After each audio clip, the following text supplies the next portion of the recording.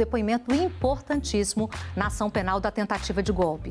Em um dos trechos muito importantes, lhe é perguntado sobre a apresentação de uma minuta golpista. E aí ele diz o seguinte, que inclusive ele saiu da sala.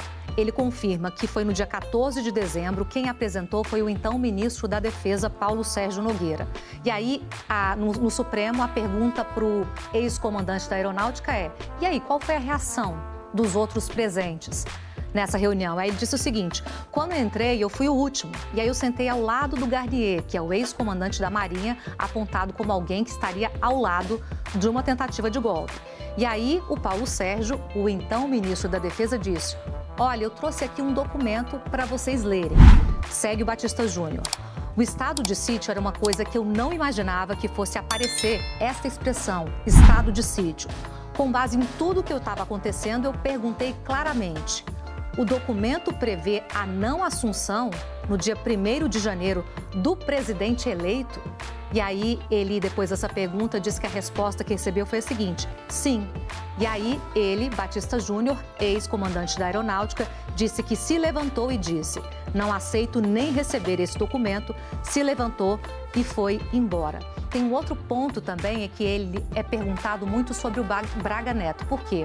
Há mensagens do Braga Neto que foram encontradas ali em trocas de mensagem, que ele fala assim: senta o pau no Batista Júnior, querendo dizer, fale bastante mal do Batista Júnior, porque, segundo o contexto contado na investigação, havia uma raiva do Batista Júnior por ele estar contra essa tentativa de golpe. E aí ele fala o seguinte dessa pressão. Ele fala: olha, eu tinha um ponto de corte, que era o dia 1º. Tinha que ter a diplomação de um presidente que foi eleito democraticamente. Aí ele fala o seguinte: Paulo Sérgio, nessa hora da minuta do golpe, ficou calado. Eu entendi que estava previsto um golpe. Garnier, o ex-comandante da Marinha, não falou nada segundo esse espaço de tempo dessa reunião. E Freire Gomes estava do lado de ser absolutamente contra o golpe. E aí ele fala: você sofreu muita pressão? Aí ele vem falando do Braga Neto. Sim, muita pressão. Quais foram as fontes dos ataques a seu nome? Ele fala: General Braga Neto. Eu entendo que é uma tentativa infrutífera de me desviar do meu caminho. Não deu certo e não dará. Ainda sobre os ataques que sofreu, segundo ele, a mando de Braga Neto, que não se conformava com o fato de ele, Batista Júnior, ser contra essa tentativa de golpe. E aí um último trecho também que a nossa equipe acaba de mandar, e por isso que a gente consegue, inclusive, replicar as palavras para vocês, porque a nossa equipe está mandando em tempo real. Aí o Luiz Felipe Barbieri mandou o seguinte, sobre o general Heleno, que era chefe do GSI. Ele disse o seguinte: ele tinha um filho que estava se formando no ITA e a diplomação foi no dia 16 de dezembro.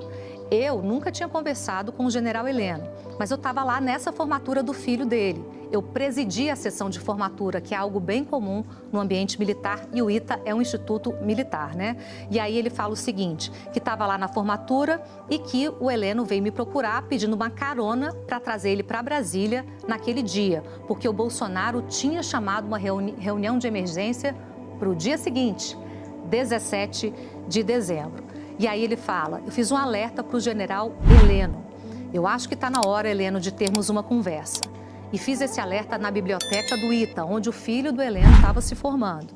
E aí falou que o clima no Brasil era de que existia uma unanimidade no alto comando das forças e que ninguém iria apoiar ruptura democrática, disse Batista Júnior ao general Heleno, segundo ele está contando lá no Supremo. E aí também contou Heleno que uma reunião anterior, no dia 14, não o tinha deixado confortável e que a fala de Bolsonaro de que as forças iriam para cima mesmo, tentar uma ruptura, ele sentiu então muito desconfortável e, sobre a reação do general Heleno, ele disse que sentiu que Heleno não estava sendo chamado para algo trivial, tá?